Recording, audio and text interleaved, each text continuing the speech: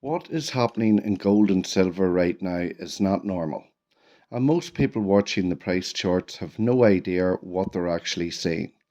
The sharp drops, the sudden rebounds, the volatility that makes no sense. That's not the real story.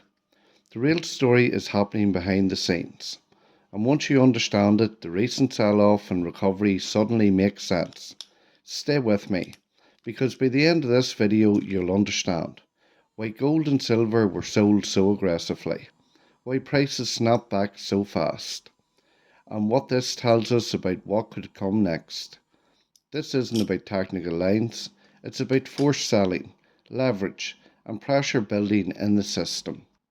The sell-off explained. When gold and silver dropped, the headlines were immediate. Crash, bubble popping, bull market over. But that narrative doesn't hold up. This wasn't normal selling. This was forced selling. Margin calls hit, liquidity tightened, large players needed cash immediately. When that happens, assets don't sell because they're bad, they sell because they're liquid. And gold and silver are some of the most liquid assets in the world. Why gold and silver get hit first? This part confuses people. In stress events, stocks can freeze, real estate can't move, credit markets seize up, but gold and silver trade instantly. So institutions sell what they can, not what they want. That's why gold often falls during moments of fear, not because confidence is gone, but because liquidity is needed. Once that pressure ends, price recovers. And that's exactly what we're seeing now. The paper market reality. Now we need to talk about the paper market, because this explains the violence of these moves. There are far more paper claims on gold and silver than physical metal available. Futures, options, ETFs, derivatives.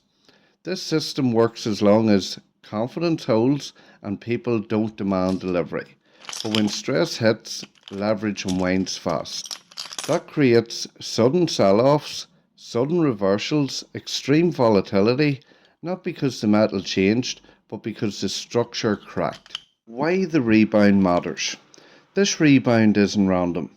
Gold and silver didn't drift back slowly. They snapped back. That tells us buyers are waiting. Physical demand never disappeared. Confidence beneath the market stayed intact. Silver in particular is important here. Silver doesn't move quietly. When silver starts pushing higher after a shakeout, it usually signals pressure rebuilding. Central banks and big money. Retail investors aren't driving this market. Central banks are. And central banks have been accumulating gold at historic levels.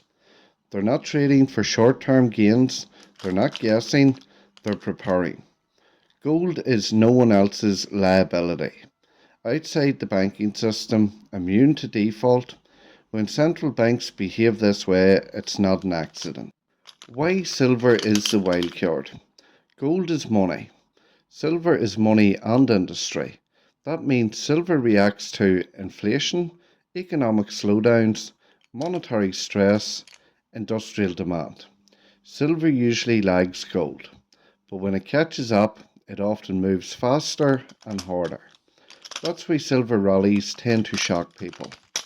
Manipulation versus reality. Are markets manipulated? Markets are influenced. They're leveraged. They favour institutions. But manipulation doesn't mean prices stay fake forever. It means prices distorted temporarily. And distortions always resolve. The longer pressure builds, the more powerful the move when it releases. That's not theory. That's how every leverage system behaves. What comes next? Here are the realistic scenarios. Number 1. A continued grind higher and volatility. Number 2. Another short-term shakeout followed by a stronger rally. Number 3.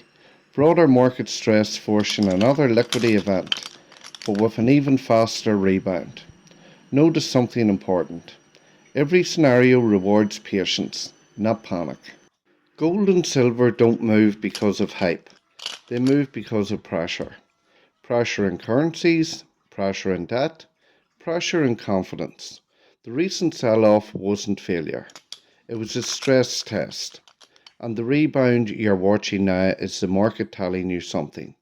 The real question isn't whether gold and silver will move again. The question is whether you'll be ready when they do. If this helped you understand what's really happening, comment below. Subscribe for updates, because what comes next is where things get interesting.